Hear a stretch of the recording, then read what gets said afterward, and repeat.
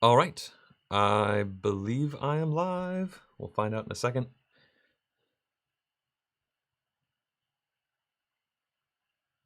Huh. Let me know if you can hear this. I just clicked go live, but I did it a minute and 20 seconds before I set my the start time, so it might not actually be going. Oh wait, it might be going. If you hear this, please type something in the comments. I would really appreciate that. Awesome, cool. I will take this off, and I think we're good to go. Now that we're live, I'm just going to send out a couple of links on social media.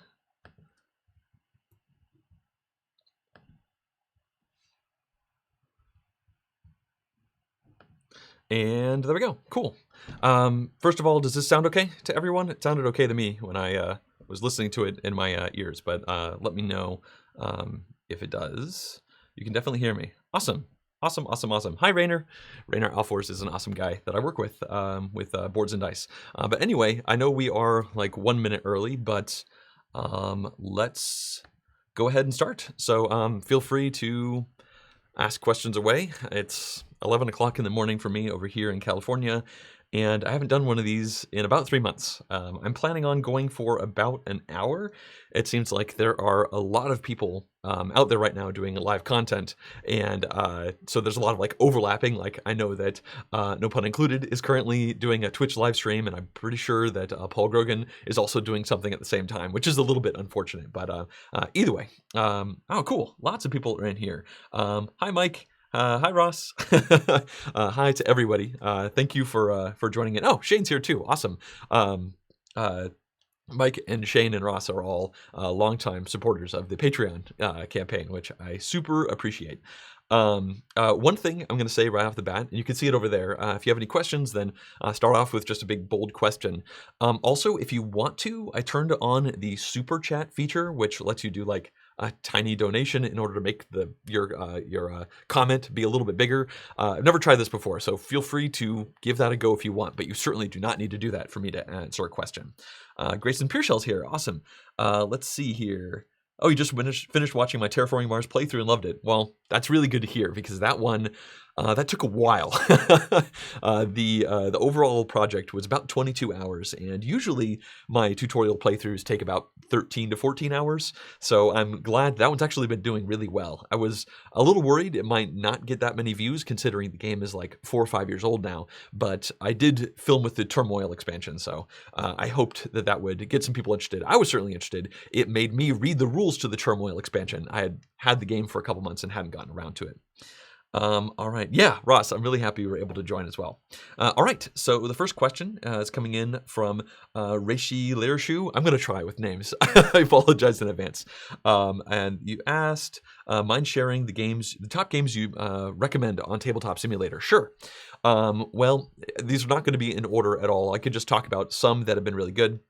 I played Watergate for the first time last night. That was a really good implementation, and I enjoyed the game. I lost pretty badly as the reporters, but either way, Watergate was really good. Spirit Island is surprisingly good. It's a really complicated mod. Apparently, it has a dedicated Discord community around that mod in particular, and I've played that with friends, and it automates a lot of stuff, but there's obviously a lot going on there.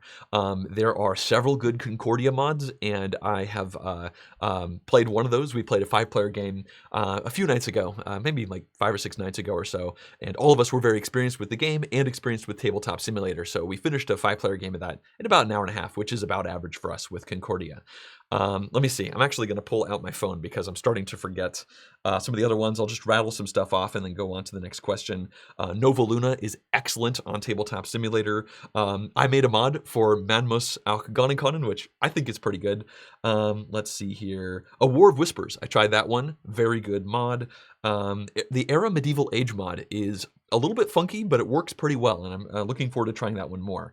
And the Imperial Spells and Steam mod was also great. So yeah, there's just lots of really good mods out there. All right, so let's see here. Grayson asked, what's a game you think is supremely overrated? Well, I'm going to go back to a game that I've mentioned a couple times when this comes up in the past, and that is Oh my gosh, Equinox. That's right. So that is a two-player only game that was released by Asmadi Games like 7 years ago. They did a 5 or so day Kickstarter for it, and it is a two-player combative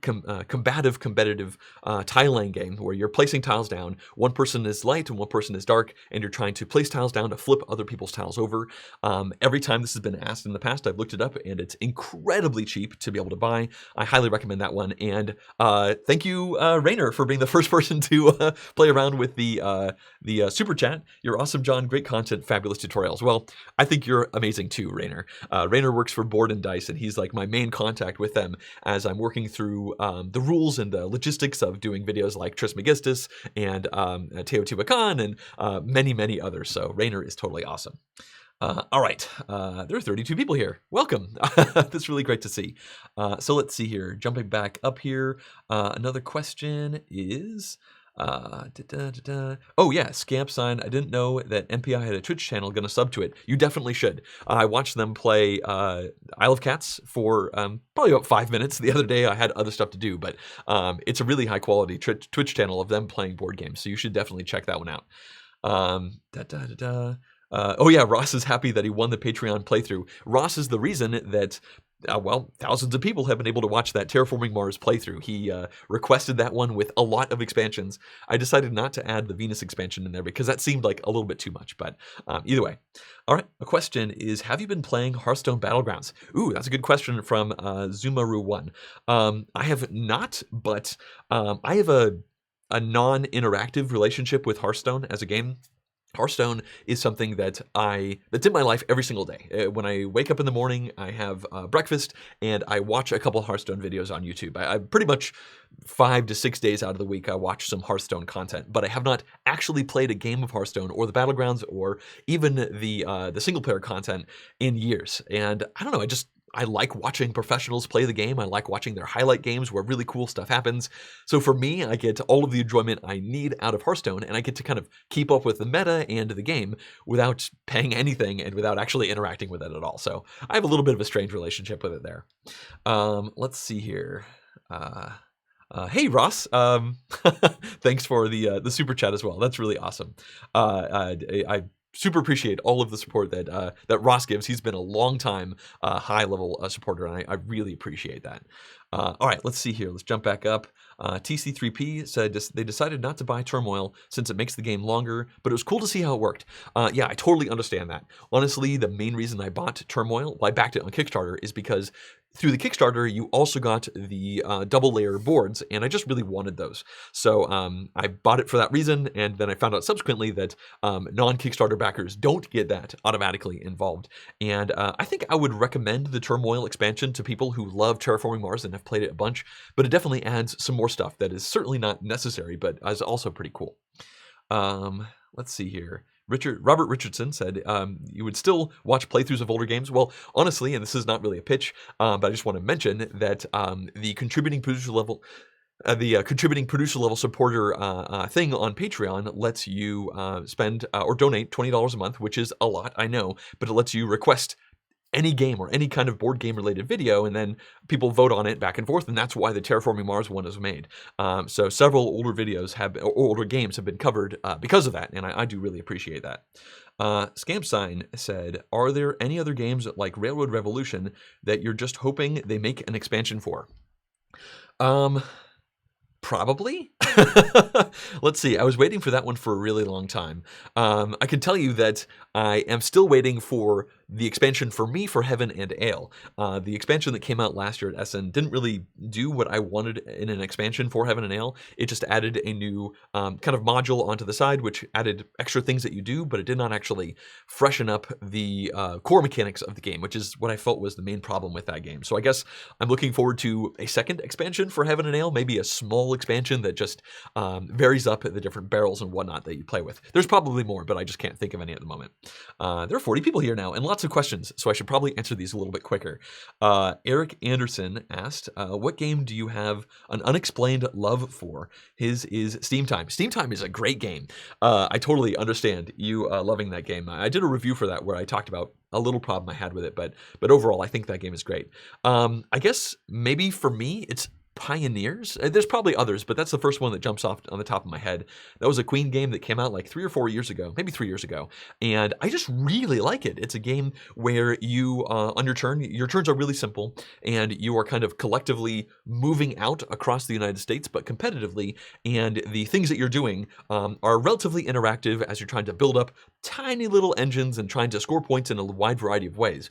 And I really like this game. Like, I don't see myself ever getting rid of it. I haven't played it that much recently, but this is one that's definitely sticking around. And I guess I'm not really sure why. I guess just something about it is refreshing. I guess maybe the idea that it's a competitive game, but everybody shares a single pawn on the board. So when it's your turn, you do something, and then you move the pawn over here to a spot that you're hoping is good for you and bad for your opponents, and they all groan because now they have to move the pawn way over there. So it's a neat game. Grayson has a second question, and it's a spicy one. What's your take on controversies surrounding colonialism, the depiction of women, etc. in games? I know Pop Culture Detective is working on a video about that. Well, I mean, my take is that certainly with the depiction of women in games, I have a really big problem with the status quo, or at least the old status quo. I have actually declined to make a couple of sponsored playthroughs because they sent me the rules and I saw the art and I explained that I did not want to support that. I did not want that on my YouTube channel. And well, in one of those cases, actually, the publisher just walked away. And in another case, the publisher was like, oh my gosh, I totally didn't notice that card in the game. And they went back and they talked, it was an IP game. They talked to the IP people and they changed the art on that card for the final production of the game. It was just one card, but it was a base card that every single player had, and it was really bad from a depiction of women in games. So that was kind of cool. I risked not doing a video with that, and it ended up working out well. I did a sponsored playthrough for it. So yeah, that's how my take on depiction of women in games. I definitely want to see more situations. Well, like I'll point out that Traintopia is a game coming out in like 2 months now or so, and I got a pre-production copy of it. I haven't played it yet, but on the front of the box art, there are like a wide variety of different types of people. There are men or women, but there is like, you know, the women in places of power, like I believe the conductor is a woman and that kind of stuff. I just like seeing that. Regarding colonialism, I don't know. I feel really weird about all that. I mean, I'm a white guy doing content. Like it's a very typical thing, and seeing things through the white perspective it's tough. I mean, part of me is like, you know, historical accuracy is good, blah blah blah. But then part of me is like, but no, like you definitely have to be a lot more careful about this kind of stuff, especially when you consider a lot of the other things going on. I don't have a super nuanced take, but I can say that I'm not desperately looking for more colonialism themed games, at least from the perspective of the Western colonializers. I think more games from the other perspective is certainly not a bad idea at all, especially if they depict things in a way that shows the other side of how all that stuff goes. So I know that's not a super nuanced take overall, but I definitely am not going to like die on the hill of defending colonialism as a theme in games, especially considering you can argue for authenticity in games, but every game has abstraction, and it always seems like there's authenticity being pushed in one way, and then this part's abstracted because of course it's a game, and it seems like it isn't always kind of a fair balance. And I said I was going to answer these questions quicker, and I certainly didn't there. Sorry about that. All right, so Marcelo Duarte. Oh, where did we go? Sorry, 1 second. I lost it. There we go. Plans for a top games of all time. You've bumped into a pet peeve of mine. I hate the of all time in top 10 lists or top anything lists. For me, it's a silly thing, but of all time implies forward time as well, and you never know what kind of amazing games are going to come out. But I can say that I have made a couple of top 10 lists. I made a top 20 list actually many years ago, and I called it my top 20 list of 2016 or whatever it was, January 24th, 2016, because for me, these things can change. And I remember in that one, Through the Ages was the #1 game. And I remember saying that I didn't really see that changing, but it's not my #1 game anymore. I'm not exactly sure what that would be, but it's not Through the Ages. And that's no fault of Through the Ages. It's more just there have been a lot of amazing games that have come out since then that I like better. So I don't currently have plans, but it might happen. I can tell you that one of the recommendations or the things that the contributing producers sponsors have put up as an option to make is that video. It just hasn't won yet, so that might happen. All right, Ross said, would you do any more cooperative style board game playthroughs in the future? Yeah, totally. I have no problem doing cooperative games in playthroughs. It really just depends on what games are selected by patrons and what games are, I guess, being published by publishers who work with me professionally. Doing cooperative games can be a little bit tricky because you're a little bit more collaborative in that sense. So I don't have the ability to lean on the crutch of like the different players are not supposed to know what they are doing, but I have no problem doing them. In fact, they can be really interesting challenges overall. Keith Polnick asks, what are you and your... oh, looks like that question didn't go all the way through. Maybe he reiterates that one later on. All right, so... Looking back over here. Oh, there we go. What are you doing? You and my girlfriend, my wife, my wife Jessica. What are we doing with all the stuff going on?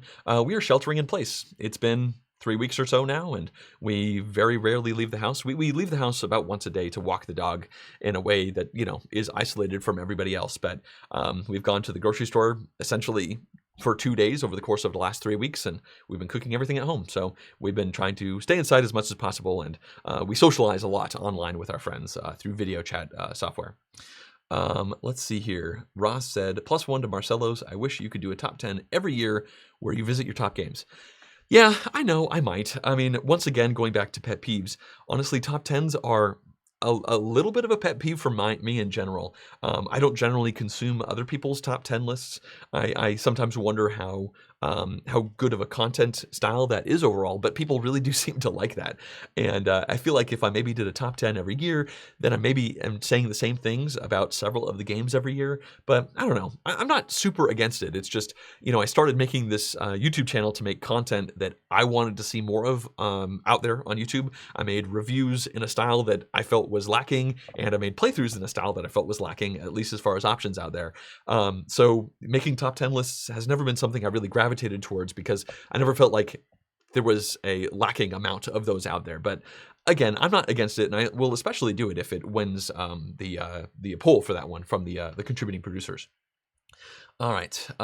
TC3P said, you loved the Railroad Evolution and you've been having a hard time finding it. Would you mind sharing where you're able to get it from? Oh, yeah. So Railroad Evolution, actually, I just retweeted a tweet from What's Your Game, where they currently have a package deal out where you can buy Railroad Revolution and Railroad Evolution, which is the expansion, for one lump sum, and it's a discount overall. So if you do not have either of those games and you found that game interesting, I highly recommend that game with the expansion.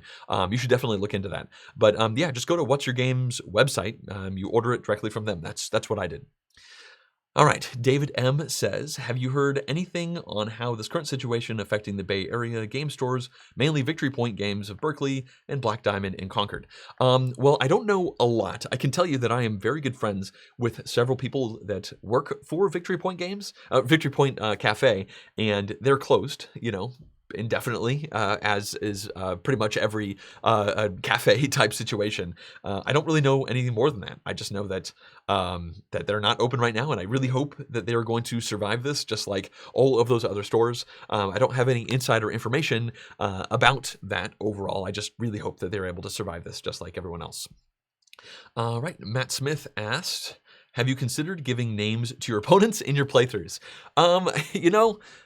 Not really. When I did my first Gloomhaven playthrough, I gave them names, which was a little bit of a fun thing for me to do because one of my favorite fiction series of all time, I guess I said all time right there as a pet peeve, but one of my favorite book series is the Malazan Book of the Fallen, and it has so many amazing characters with amazing names. So I used those names in my Gloomhaven campaign, and I decided to use them in that playthrough. And let's see here. Did I just freeze out?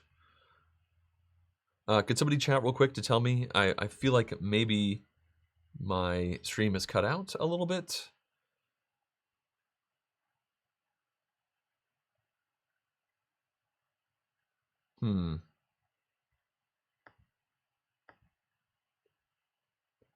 Not seeing any chats come in. Let's see here.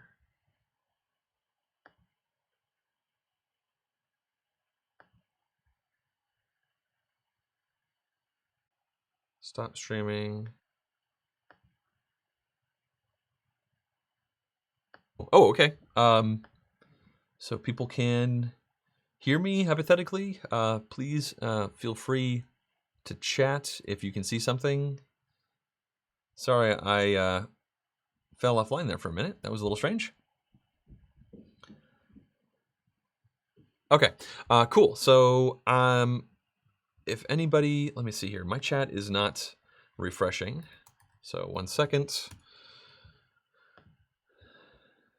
All right.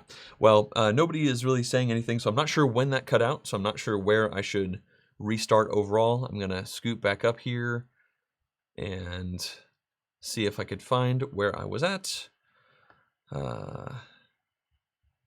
Let's see here. Sorry, 1 second. I'm just looking back through the chat to see where we were at. There we go.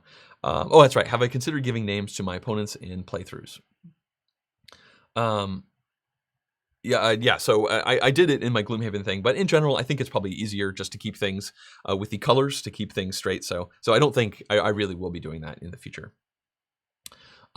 Next up, I will move on. I'm not seeing any chats come in once again for some reason, but I will keep answering questions that were already in here. Grayson asks, would you ever consider doing a game collection tour video? I suppose I could. I mean, I have hundreds of games, so that might be a really long video overall, but that's something that I certainly could do, especially if that was requested by the contributing producers. Let's see here. Ethan says or asks, what are the chances you would do top lists, 5 or 10 of different categories, possibly even 50 or a top 100? Well, I've talked about top 10s a little bit already. I'm never going to do a top 50 or a top 100. It's just an incredible amount of work, honestly. I do occasionally do top lists when they come up specifically as requests from the contributing producers, and I will probably continue to do it that way, once again, because I don't mind making top 10 lists, but it's not something that I necessarily love to do, like something I gravitate towards that much. All Plays a Lot asks, do you play games with your family? Well, my family is my wife and my dog, so I certainly don't play board games with a dog. Justin and I play board games sometimes, although the thing that we mostly do together is exit-style games, like the exit games or unlock games. Those kind of more puzzly experiences are the type of things that we enjoy doing a lot more together. So that's the vast majority of the board gaming type of stuff that I do with my family. Let's see here. I still don't see any comments coming in, but it says there are 29 people over here. So I think I probably need to find a way to restart my chats because I suspect people are probably saying things. So 1 second. And yes, people are saying things and I've been missing it. Okay, cool. Not a lot though. Excellent. I am going to jump right back on up. So let's see here. Sorry, 1 second. I just got lost here. Okay. Bartolis asks, if you're getting rid of board games, is it because of no space or you just don't like them? In general, it's because I don't have the space for them. I have a 5x5 Kallax shelf and then a small other shelf for some smaller games.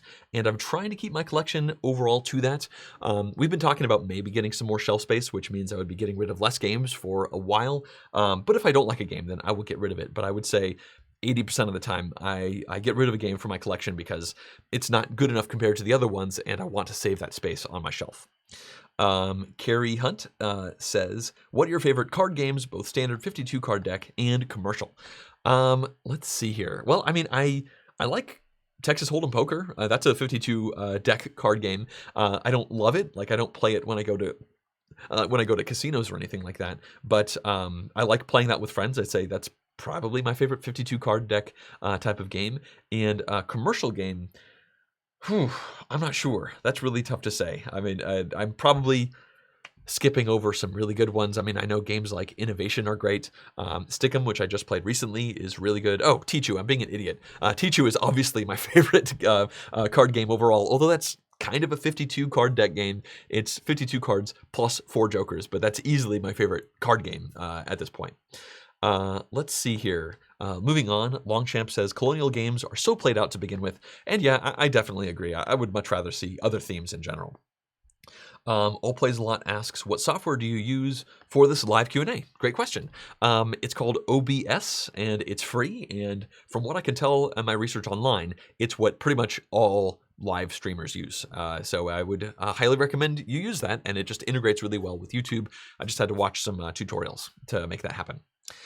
Sue Park asks, any interest in 18xx again?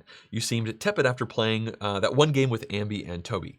Yeah, so my interest in it is pretty tepid still. I mean, it was a fun experience because I like playing games in general, and I do enjoy kind of route-based logistics style games. But, you know, that was a really long game, and I would certainly say that I did not catch the 18xx bug when I played that one game.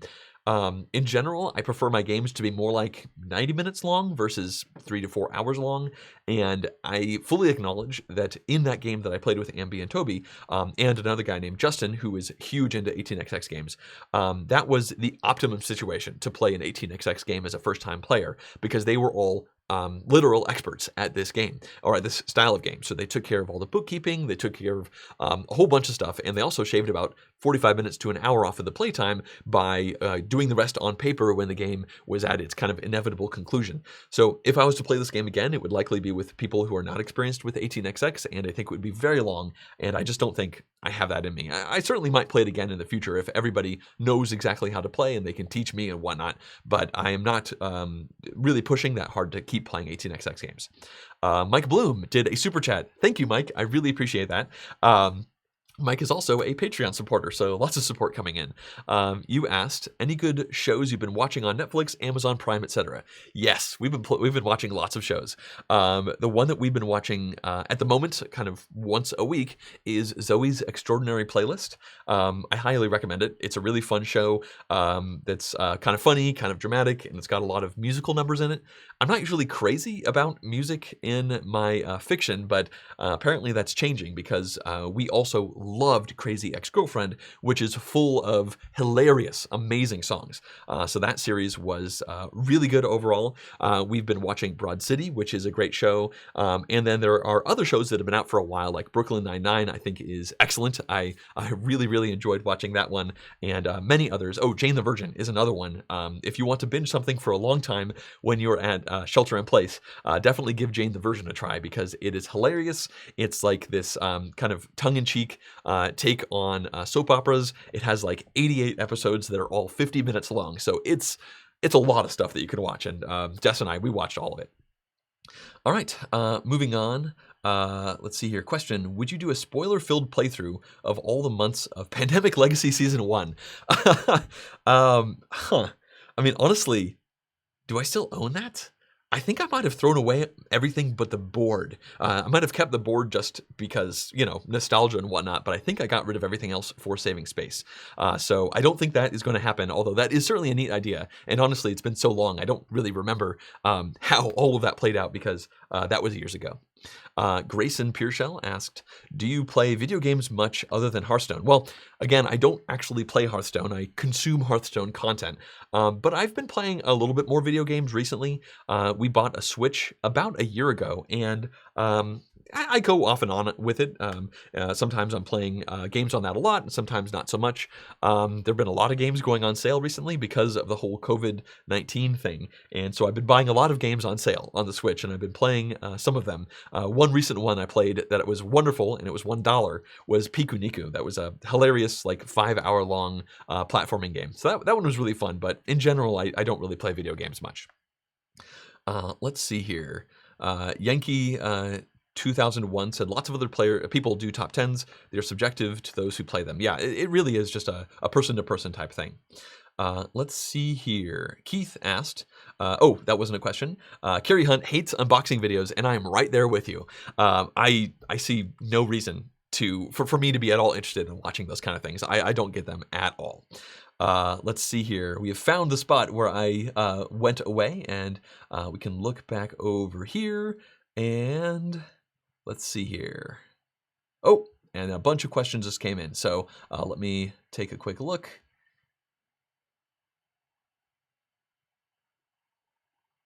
Here we go. Question from Keith. Do you have any exit or unlock games? If you do, any chance you could do a live playthrough with you and your wife and have the public help out as well? Yeah, we do. I mean, we have a couple more of the exit games. We've done a couple of them recently. But I don't know. I'm not really interested in stepping into the live playthrough waters of board gaming content. I think it takes a lot of equipment that I don't have to pull that off well, and I think it takes a lot of effort to be entertaining as you are doing that. Because honestly, when Jess and I are doing these exit games, there are often like 5 minutes that go by where we don't say a single thing because we're just concentrating on the puzzles. And so, yeah, while that does sound like a neat idea in theory, I just don't think it really plays towards my strengths as a content creator. So I don't think that's something I'm going to be doing. Nicholas asked, what game is currently on your mind that you can't get out of your head? His is Maracaibo at this point. Let's see, what game is currently on my mind that I can't get out of my head? Well, I mean, I guess to a certain extent, it's Gone and Conan. That is a game I talked about in a recent Impressions vlog. It's a roll and write style game, and it has been so in my head that I want to play it more that I spent a lot of hours figuring out how to make a mod for it on Tabletop Simulator so that I could play it with my friends. I didn't count how many hours total I put into it, but it was probably 7 to 8 hours scanning and editing cards and learning how to make those mods and whatnot. So I think that one is probably on my mind more than anything else at this point. And I've played my kind of final version once with a friend, and I'm certainly looking forward to playing that one more. So that one is definitely on my brain a lot. All right. Looking down. Eric Anderson asked, what is your Holy Grail game that, for whatever reason, isn't in your collection? Honestly, I don't think I have one. I'm generally pretty frugal with spending money on lots of things, but with board games, if I really want a board game, I'm probably going to get it. So if I think of something, then I will come back to that. But for the moment, I can't think of anything. Let's see here. David M. asked, did you receive a review copy of any new Kramer and Kiesling games? Oh, the game Paris. Do you have an opinion on it either way? I did not receive a review copy of that one because when they reached out to me about it, their Kickstarter campaign was starting like 9 days later, and there was no way that I could cover it in that amount of time. So they did not send me a copy. I will say that I did play a prototype of it at Gamma. I did not cover my impressions of it because in general, I try not to cover my impressions of prototypes and whatnot, and the game wasn't really authentic. It was more of like an extended demo, so I decided not to cover my impressions of it because it was just not a full, really accurate game. It kind of didn't end in the correct way or whatnot. But that game is all about, you have this big circular board and you are trying to put these keys down in different spots. And I'm not going to go into the specifics of it, but essentially the crux of the game is a little bit of area control on different zones, and the points that you get will vary for those. And I thought the game was neat, although I am a little bit worried about it. It does one thing that I am not crazy about in board games, where it front loads a ton of information at you. One part of the game is there's a track around the outside of the board that goes from 1 to 30 or so. And one of the things that you get to do as you're playing is move along that track. And when you move, you can go as far as you want to, but you can never go counterclockwise. So you start the game, your first turn, and you look down, and there are like 30 or so different individually unique bonus actions around the board, and if you get to move, you can do any of them. So it was definitely a bit of analysis paralysis right there at the start, being like, okay, what do all of these do, and how far do I go, and what am I giving up to go forward? And it's a neat mechanic, but it leans pretty hard on new players with that first decision. I think after you play the game a few times, you can probably tell the kind of path you want to take through each given game, but in that first game, it was a bit overwhelming. So I'm a little bit concerned about that, but in general, I thought the game was fun, and I'm looking forward to playing a full, real game of it. All right, moving on. Yenkin said, let's see here. Oh, that's not a question. Okay, Brian Brazil said, question, don't ruin the magic if you prefer not to. Let's see here. Sorry, don't ruin the magic if you prefer not, but do you preset the first few turns of a playthrough so that you can better show the rules, or is it all standard setup and you show the rules as they come? Yeah, I'll ruin the magic. It's super preset. I spend a decent amount of time on every single playthrough making sure that I can get to every single mechanic as quickly as humanly possible because, I split my playthroughs up into tutorials and the extended playthrough, so I'd like the tutorial bit to be as quick as possible. So yeah, I pre-stack cards like in Terraforming Mars. I made sure that there were cards in people's hands so that a greenery tile would go down, a city tile would go down, an ocean would go down, that every single little button could be pressed in that first generation, which is not something that usually happens. So I do that quite a bit. And I think that's probably for the best overall. And, I will say that my playthroughs are not entirely authentic beyond the setup as well, because there are times where I kind of tweak things a little bit for better entertainment value overall. So yeah, please never see my playthroughs as a super authentic way to play the game. I'm really trying to show a full playthrough experience of what the game can be like, and I'm also trying to be entertaining, of course. All right, so now that I have ruined the magic, we can move on. Grayson asked, what are some of your favorite films? Well, that's tough. I guess I'm not going to go into this super long because I have a hard time pulling this stuff off at the top of my brain quickly, but I can say the first thing that I thought of was Arrival, I think it was called. It was an amazing sci-fi movie about first contact. I really, really like that. A lot of my favorite movies and media content are sci-fi related. I loved sci-fi as a child, so that's really in my head. So it's not a movie, but I love The Expanse. I really liked Interstellar. I know a lot of people didn't, but I really liked Interstellar. So yeah, a lot of sci-fi movies. I can't really think of any others off the top of my head. If I do, then I will mention it. But I like lots of movies. I'm drawing a blank at this point. Let's see here. Winnie T said, what type of PC or Mac do you use to play Tabletop Simulator? Need a suggestion to replace my overheating old Mac laptop. I'm using a 2014 MacBook Pro. A mid 2014 is the actual style of it. And it plays Tabletop Simulator fine. I'm actually in the process of trying to upgrade this computer because it's starting to struggle a lot as I do video editing. But even a 5-year-old laptop like mine can handle TTS pretty well. So I think any of the cheapest options out there could probably handle TTS at this point, but I haven't actually done research on that. All right, Grayson asked, you're really well spoken. Did you do speech or debate or anything like that when you were younger? No, I haven't done anything like that. At all, really. I acted in one play in high school, but I did not have any speaking lines. I was a dancer in Guys and Dolls, so I kind of sang along with the chorus. I have an awful singing voice, so it doesn't surprise me they threw me in the chorus. No, this is just kind of the way I am. Many people throughout my life, especially earlier on, have told me that, like, you have the voice for radio, you should do radio. So I guess to a certain extent, I am kind of doing that now, like with YouTube content. It's not quite radio, but yeah, this is just the way it is. So I think it's a little bit better now that I'm talking a little slower on average. It's something I'm trying to do, at least when I'm recording myself. Ray Shilershu asked, you do Kickstarter previews, but do you yourself pledge for any games? Not a lot anymore, if I'm being honest. Let's see here. I probably back like 1 to 2 projects a year at this point. I was a pretty early Kickstarter person. Like Kickstarter started to become a thing in like 2010, 2009, at least for board games. And I kind of fell down the rabbit hole of board gaming in 2009. So there were many years in like the early 2010s that I was backing 2 games a month on Kickstarter. Like I went pretty crazy on Kickstarter for many years. At this point, I've pulled back pretty hard, and a big part of that is because of the YouTube channel, and because I've realized that a lot of games I just want to try at least once, and if I love it, then I can probably find it somewhere else. So in general, I usually talk myself out of backing Kickstarters these days.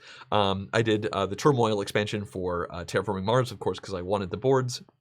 And I backed the Isle of Cats because I really liked the game. And I don't know, after doing a sponsored playthrough for it, I felt a little weird asking for a free copy of it as well. So I just bought a copy of that one. But yeah, in general, I try to keep my Kickstarter backing to a minimum. Again, because I also get so many games that I don't want to back one game a month and then have all of those games to play and all the other games that are being sent to me by publishers. It's just a little bit of a unique situation as a person that receives review copies.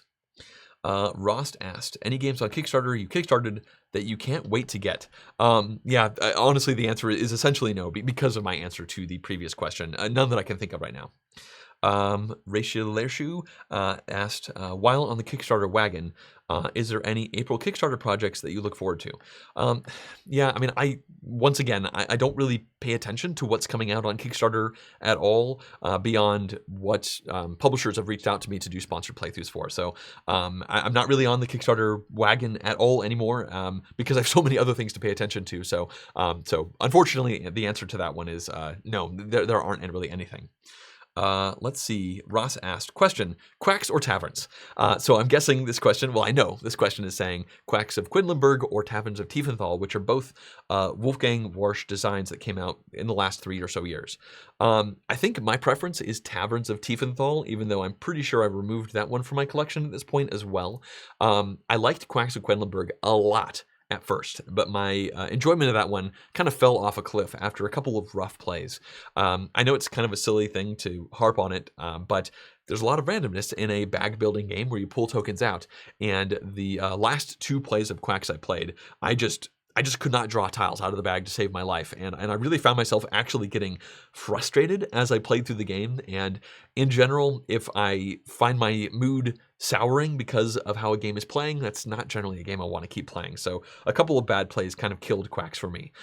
Taverns I enjoyed, but I don't know, I felt like it was kind of much ado about not much. It's certainly not nothing, but there are a lot of little subsystems in that game. But when I ended up playing with it, I just did not feel like it was actually all that compelling. I know a lot of people really like it, but for me, neither of those games were a particular hit. Let's see, moving on. Rainer, let's see. Rainer says, this is why John's videos are so amazing, because they show off the game so well. Oh, you're talking about me stacking the deck at the start of games. Well, yeah, I certainly try to. Let's see here. Let's look through here. There's a lot of people talking, which is really great. Just looking for the questions. Let's see here. Felix Hall says, my favorite games come from Italian designers, especially Simone Luciani and Vergione Gili, Grand Austria Hotel, Marco Polo, and Lorenzo Il Magnifico. What's your opinion of these games? Well, I can tell you that I really like Lorenzo Il Magnifico. Marco Polo is good. I like Marco Polo 2 better, quite a bit, actually. And Grand Austria Hotel was a huge flop for me the one time I played it. It was awful, and I don't really blame the game for it. I kind of blame the setting. We were playing a 4-player game, and it was just excruciatingly long, and I made a blunder on like my second turn of the game that I was never able to come back from. So I should probably try Grand Austria Hotel again at some point in the future, but it was a really big stumble for me overall. But in general, I do like the games that are designed by that kind of team of Italian designers as well. So yeah, my opinion in general is they make cool games. Some of them are a little bit overly complex, like Barrage, which isn't actually, no, I believe that is Simone Luciani. So some of them tend to be a little more complex than I want, but I do think they make good games. All right, moving on. Danny Clay says, is Great Western Trail top 10 of all time for you? No, not at all. If you want to know why, you can check out the review I made for it years ago, which ended up being pretty controversial. Great Western Trail was a bit of a flop for me, honestly. I wanted to love it. I went into my first play expecting to love it, and then my second play trying to find reasons to love it, and then my third play feeling like, crap, I don't think I like this game at all, and then the fourth play to confirm that I really just didn't like it. I can't remember all of the reasons now. I go into them in great detail and apparently a controversial way in that review, so definitely check that one out. Lots of people have told me that I'm wrong in the comments of that one, and you know, they have every right to their opinion, but yeah, Great Western Trail was not one that really worked well for me at all. Let's see. Rachel Airshoe says, I'm looking forward to Merchants of the Dark Road on Kickstarter. You're interested in that. I know this isn't a question, but I can tell you that, you know, I am making a sponsored playthrough for that one, and I got to play a playtest of it last year at Origins, and it was pretty cool. So I'm looking forward to covering that one as well. Let's see here. Moving on. Cubson says, do you have a favorite game mechanic? Yeah, I think in general, my favorite game mechanic is incentivization systems, where the game kind of auto balances itself with players based off of incentives that get added down onto things. One great example of that is Firenze, where on your turn, you have to take a card from a row. And if you want to take not the first card, then you have to put resources down on every card that you skip over. So that means you are giving up stuff to get the cards that you want, but it means the cards that people don't want are going to build up with resources until there's enough resources there where someone says, you know what, it's worth it. I'm going to take that card that's not good because it comes with all of those resources on top. I love this mechanic pretty much whenever it shows up in games. I know that the Stauffer Dynasty is another one that uses this really well. Small World is a much older game that uses this. So it's a great mechanic. I just love how the table can kind of auto balance different things in a game. I think it's really neat. All right. Moving on, All Plays a Lot says, what is your favorite Red Raven game title as of now? Well, Red Raven Games, they've made a lot of stuff, and honestly, none of them have blown me away. I backed the Empires of the Void 1 Kickstarter, like in 2011, whenever that was, 2010. That one was a bit of a flop. I liked Above and Below a decent bit. I played that one a couple of times, but I have not played most of their games. So I guess Above and Below is the answer, but that's a very poorly framed answer to the question because I just have not played that many of their games. Hey, Trevor. Trevor showed up. Trevor is another awesome Patreon supporter who lives about an hour and a half away from me, so we get to play games together sometimes. Trevor says, my brother and I have been gaming over Zoom a lot recently, both setting up our copies of the same game and handling the admin for each other's turns. Is that something you've ever tried? No, that isn't, mostly because I would just prefer to play on Tabletop Simulator or Tabletopia, where we don't have to worry about that overall. It seems like in general, unless the game is really, really new or crazy obscure, you can probably find a mod for it on Tabletop Simulator. So in general, I prefer to play it that way. Trevor says they've managed to play Brass Birmingham, Teotihuacan, Altiplano, Gugong, Yokohama, Irish Gauge, and Underwater Cities, and Great Western Trail, all through this way. And that's really cool. I mean, I'm glad that's working out for you. I think that playing with more than 2 players would slow that down a lot. And in general, I do play games with more than 2 players. So it's really cool that that's working out for you well. I know that Paul Grogan, who does live streams, does his live streams in that way, and it seems to work out well for him in that way as well. But in general, I prefer the online experience and then just have a chat channel or a video channel up so that I feel like I'm sitting across the table from the person as we are doing all of these various things. I think that's part of the reason why I generally prefer Tabletop Simulator or Tabletopia over something like Board Game Arena, because Board Game Arena is a browser-based thing where you don't see other people's cursors, and it handles a lot of the game mechanics, but it feels like you're playing a video game against good AI instead of actually seeing someone's hand and being like, hey, why are you looking over in my area? Because you can kind of see their cursor in that spot. So I generally prefer that. Let's see here. Ross says, do you bling out your components or not really? In general, I don't add extra bling, I guess, to my games. I did get a little set of little rubber O-rings to add to my game of Underwater Cities because I heard that that's a better way to show upgrades. But in general, I don't really spend time on that kind of thing. I'm not against it overall. If something really calls out to me, then I'll jump on it, but it's not something I really go for. By the way, thanks everybody for continuing to hang out. It's been about 45 minutes and there's still 32 of you here, which I really appreciate. All right, so moving on, Grayson says, do you enjoy any games in the GIF series or any other abstracts? I've never actually played a GIF series game. I know about them. They, in general, have kind of the same artistic aesthetic. They've got like cones and little circles and rods and all that kind of stuff. I'm not against it. I just don't know anyone who has tried to push those games in general. And I usually tend to not play abstracts. I think I enjoy...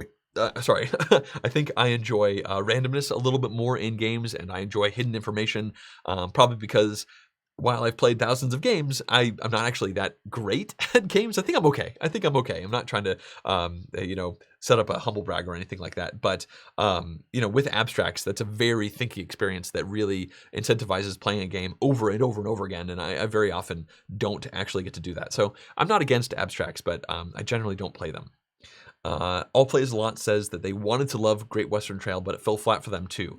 It was too dry for their tastes. Yeah, I could see that. I think my bigger problem with Great Western Trail had to do with how buildings went out onto the board, at least in the games that I played. It just didn't seem to become the game that I wanted it to. Perhaps I was hoping it was a game that it wasn't, and that's my fault. I don't know. Let's see here. Scamp Sign asks, if you could force two designers to make a game together, who would you pick? And by force, I mean in the nicest possible way, and both designers are totally down for this. That's an interesting idea. Who would I pick? Well, I'm going to have to think about this one. Coming up with something on the fly is going to be a little bit tough. I mean, I guess I could just pick two of my favorite designers. Andreas Stedding is one of my favorite designers. I think he makes really good stuff overall. Great medium weight Euros with a lot of really cool systems and whatnot. And who would I combine with Andreas Stedding? I don't know. Maybe I'll just pick like a popular choice and go with Isaac Childress, the designer of Gloomhaven. Not that I want an Andreas Stedding Gloomhaven, but Isaac makes a lot of cool stuff as well. I think he's got some really awesome ideas. And in general, it seems like Isaac likes to have tons of ideas in his game, and Andreas Stedding tends to streamline a lot of his games really well. So I feel like that could be a really cool combination. So I think that's the answer I'm going to go for. All right. Let's see here. Felix Hall asked, what do you think of Dominion? It's probably their most played game. They have all of the expansions sleeved. That is crazy. That is an incredible amount of cards. My opinion of Dominion is that it's a fine game. It was one of the first modern games that I played because I fell into modern board gaming in 2009. So I think I played Dominion on my first ever random, like just drop in board game night at a thing over in Berkeley, or I guess in Oakland. I liked Dominion a lot when it first came out. I bought a copy. I bought a copy of Intrigue and Seaside. And after that point, I never bought any more because I felt like I had enough Dominion in my life overall. And I've played it a decent number of times, but not really in the last 8 or 9 years or so. And it's not really a slight on Dominion. I just think in general, I prefer deck builders with like the second and third wave of deck builders. Dominion can kind of feel sometimes like you make some decisions at the start of the game and then you just run through those decisions and see if you beat other people. And I know some people say that's not the case overall, but yeah, I like deck builders that have a little bit more of tactics built in, with sliding card rows instead of having everything be available at the start of the game. It's a fine game. I would not mind playing it again, but I just don't have a huge drive to get it played again. All right, moving on. Rainer asked, what are your hopes for the future of the industry and the hobby? Anything in particular that you want to see more of or less of? Well, I mean, my hopes for the future of the industry and the hobby is that it becomes more, I don't know, successful, more broadly known, so it's less of a niche that it is right now. That doesn't really tie into my hopes for the hobby because from a personal perspective, like I just alluded to before, I generally like games with tighter rule sets. I don't mind them being heavy, but when games have all sorts of conditions, like, this is always the case except for this, this, and this, or, really, really long subsystems that happen on different turns, I think I generally prefer board gaming when things are streamlined a little bit more elegant overall. So from my personal perspective, my favorite kind of gaming is medium to heavyweight Euro games. So I would love to see a little bit more streamlining come into play with medium to heavyweight Euro games. It seems like recently as an industry, things have been getting more and more complicated, not necessarily more complex, but just more and more stuff thrown in. And it seems like some of these games are being published with like 2 expansions worth of modules and content strapped in, when I think I would prefer just come in with the streamlined version and then opt in to extra complexity if I wanted to. I'm not sure if that was super the answer you were expecting there, Rainer, for the industry and whatnot. I know it's a bit general, like, I hope things do better, but I do. I just hope that more people get into it in general because I love board gaming. I think it's such a fun thing to do, and there's so many people out there who don't know that they could be in love with this thing as well. Ross asked, Diet Coke, Diet Pepper or Coke, or what pop? Okay, so what's my favorite soda, I guess you're asking? It's gotta be Mountain Dew. I've drank my weight in Mountain Dew many, many, many, many, many times over throughout my life. I still love it. I've been drinking a lot more Red Bull lately. Red Bull is definitely starting to inch up overall, but yeah, Mountain Dew is kind of my main soda love. I do really like anyway Coke and Dr. Pepper in different settings, but yeah, Mountain Dew is the one I usually go towards. Ray Shilershu asked, "What is a game in your collection that that you've had the longest?" Whew, that is a good question. I've only started tracking my when I added things into my collection several years ago. So thinking back to what I have, well, it's maybe innovation. I would say Settlers of Catan, but my original version of Settlers of Catan was stolen. Somebody smashed in my window of my car and stole my backpack that was full of my entire board game collection at the time.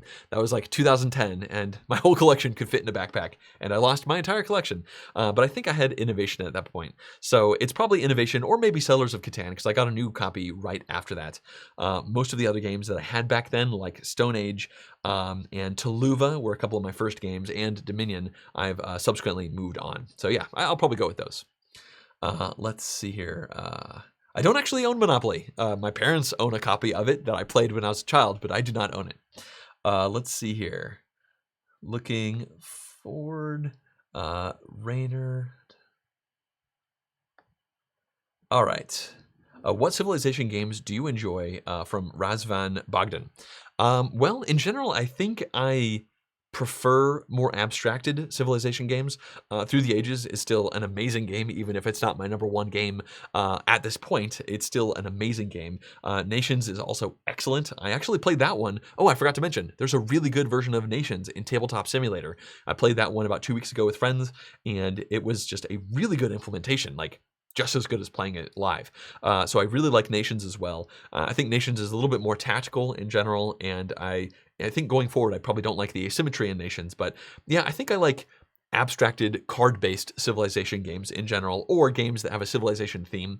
I'm not crazy about troops on a map fighting each other in different ways, so that's generally not the kind of thing I gravitate towards, where, you know, I'm okay with conflict in games, with military conflict. Obviously, Through the Ages and Nations both have that, but I prefer the abstract nature of that without actually having a board. So I guess the simple way to put it is I like my Civ games without a map in the middle of the table. But I'll play those as well. Just given my preference, I prefer games without that. Ross says Frank West is as a designer that I could mash together with somebody else. That's a really good pick. Frank West is a great designer from the games that I've played so far. I loved Isle of Cats. He's also an amazing person and a good friend of mine. So maybe I'd actually be able to lean on him in that way. But either way, moving on. Emmanuel asked, have you ever tried a Taiwan board game design game like Formosa Tea or Dado Cheng? I don't think so. It's possible. I mean, I haven't played either of those. I've heard of those, but thinking back on it, I don't think I actually have. In general, I haven't played that many games that are coming from the Asian markets. I'm not against it. It just seems like those break in to the general board gaming scene a little bit less often. I think some of the Emperor S4 stuff that I've seen has been pretty cool. Realm of Sand was a game that I really liked, so I think that's probably about as close as I can think of on that one.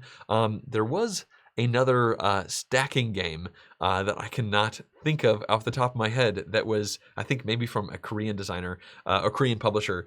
Oh my gosh, what is that game called? It's like a circus game with little blocks. It looks like a kid's game, but it's still really fun. I can't remember the name of it. I'll do some research and I'll put it at the bottom of the screen when I end up posting this onto YouTube.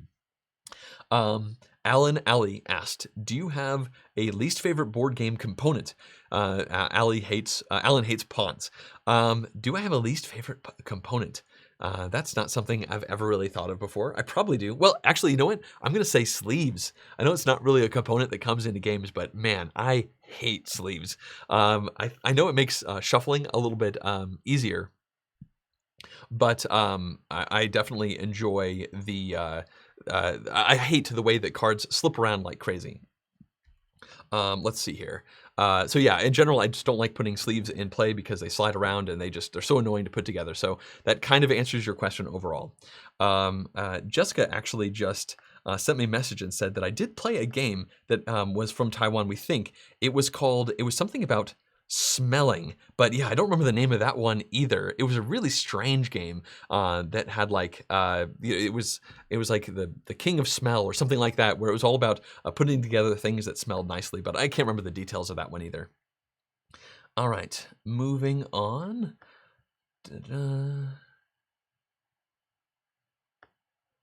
Sorry, I got a little lost here in the chat. Do I like point salads? Alan asked. If so, what is your favorite? So in general, I think point salads are games where you get victory points for doing kind of everything, and I do like that in games. I kind of like having every single action that I do be quantitated into victory points. I like a lot of Feld games.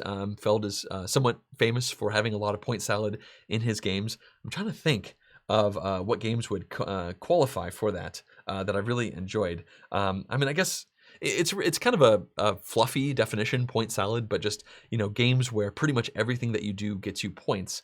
Well, Marco Polo is a game where you get a lot of points for doing things, but I don't think I necessarily call that a point salad game.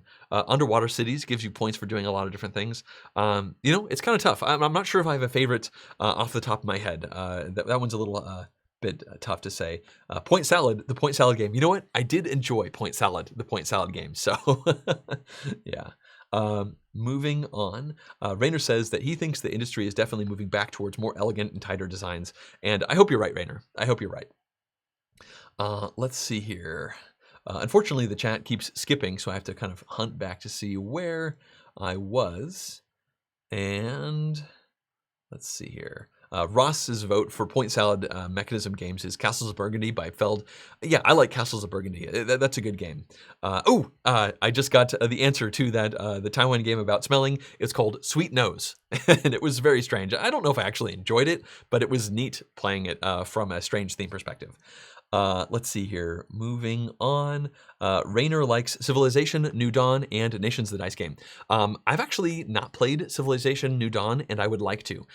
There's a version of it on Tabletop Simulator, and I have subscribed to it because that's one I'd like to play. I thought Nations the Dice game was okay.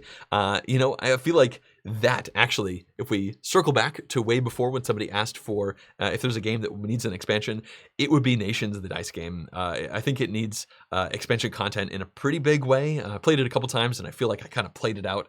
And I think in general, I'd rather play Nations, the big game, even though it takes a lot longer. So I think at this point, I'm going to keep answering some questions, but we're approaching the end of an hour, so I'm going to try to wrap this one up soon. I know there's lots of other things that people are looking to do, other streams are happening. So yeah, we can look here to some of the last questions. Blake says, are you planning to do a playthrough for Vitalister's games? Watching you go through the whole game turn by turn would be a better way than watching a how-to-play video.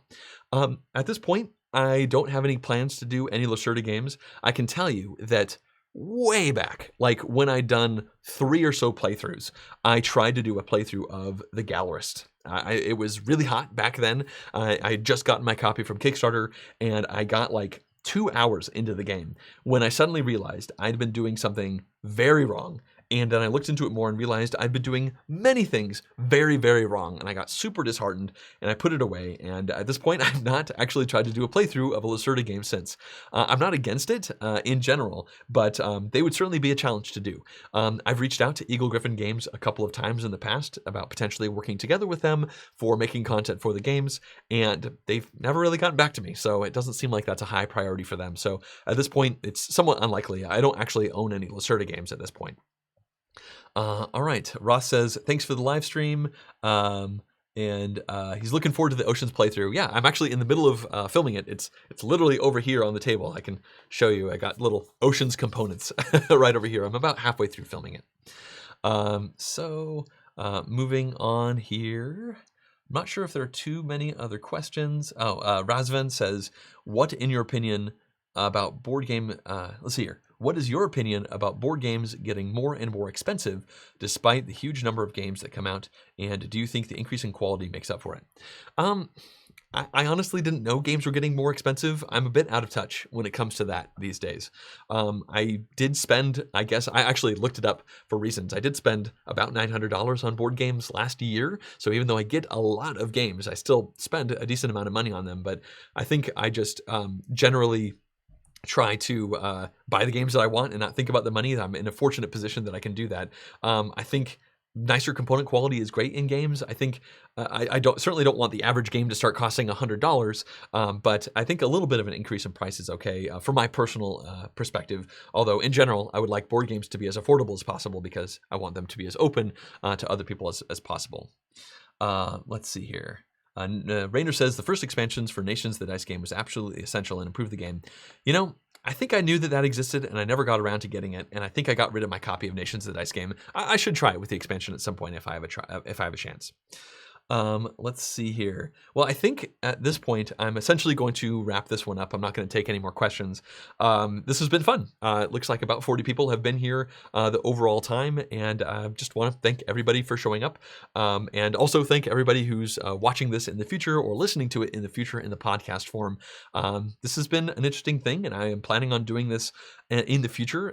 By the way, if you are a person who is listening to this in the future and the timing that I did 11 a.m. In California time on a Wednesday, if that's just awful for you, then let me know a good timing for the next time, and I will keep that in mind because I want to try and vary the timing up for this so that I catch different sorts of people. But yeah, I think at this point I am going to wrap up this live vlog. Thanks again to everybody who has been coming over to it. So have a great day.